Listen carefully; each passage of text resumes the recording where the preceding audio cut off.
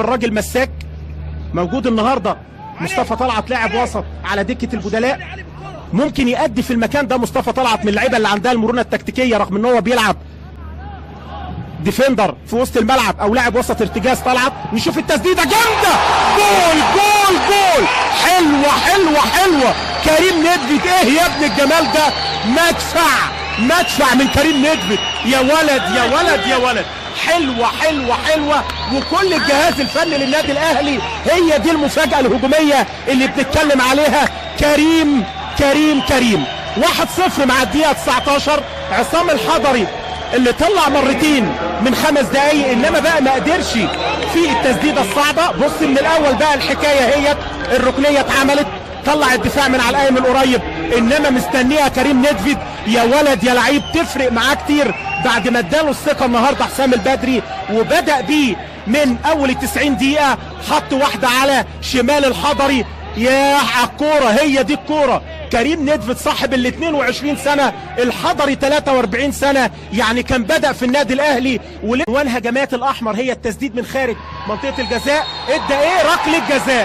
ركله جزاء يديها على طول محمود بسيوني وسط اعتراضات لعبد الله السعيد وعاشور. انما هنشوف اللعبه من الاول ونحكي بقى حكايه ركله الجزاء. بيقول لمسه يد وركله جزاء.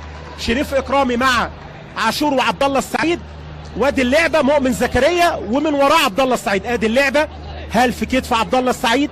هتبان اللعبه. ومؤمن زكريا اللي كان قدامه ورايح هو بيقول له الكره في كتفي. اشارات عبد الله السعيد وكل لعيبه النادي الاهلي. انما بسيوني. ادي لعبه، ادي مؤمن زكريا وادي الكره في عبد الله السعيد.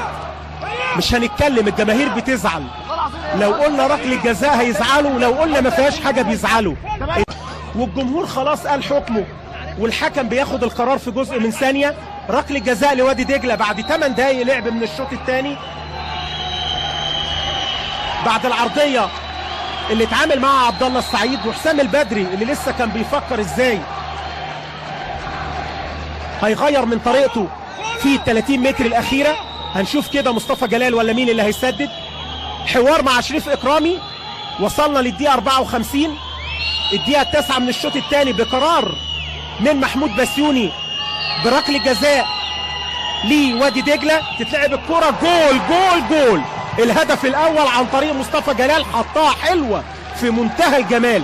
قايم الكابتن فكري صالح هو مدرب حراس المرمى، وتشجيع من جماهير ومتابعي الاحمر في المدرجات بعد ركله الجزاء اللي سجلها مصطفى جلال. انما اللقاء هيتغير تماما الوقت اللي جاي، سواء من هنا او من هنا. 1-1. عبد الله اللي كان ارتد في اللعبه من اولها وشال الهجمه وراحت لضربه ركنيه، انما اصطدمت فيه والحكم شايف انها جت في ايده. وركله الجزاء اللي حطها في منتهى الجمال والروعه مصطفى جلال. بيتكلم حسام البدري مع بسيوني، حسام البدري وسيد عبد الحفيظ، جهاز الفني الكابتن سعيد احمد. خطير فتحي، عرضيه حلوه، جول. مؤمن زكريا منتهى الجمال والروعه. مؤمن بتاع الاجوان، مؤمن بطعم العرضيات، يسجل الهدف الثاني. دقيقه 58. لقاء حلو يا جماعه، الاجوان تمتعك، الاجوان تحل اللقاء. انما احمد فتحي عمل انطلاقه ايه وعمل عرضيه ايه، وتحرك مثالي من مؤمن زكريا عشان يفوق نفسه ويفوق جماهيره باول اهدافه في الدوري. 2-1 للنادي الاهلي.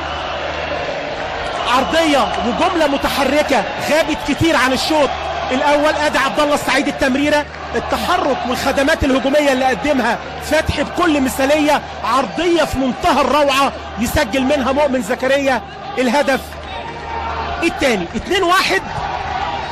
مؤمن زكريا مع الدقيقه 58، وكان عدل النتيجه مصطفى جلال في الدقيقه 54 من ضربه جزاء. ادي مؤمن هداف الاهلي الموسم اللي فات بمشاركه ايفونا، اللي 2 سجلوا 24 جون، 12 لايفونا، الملقب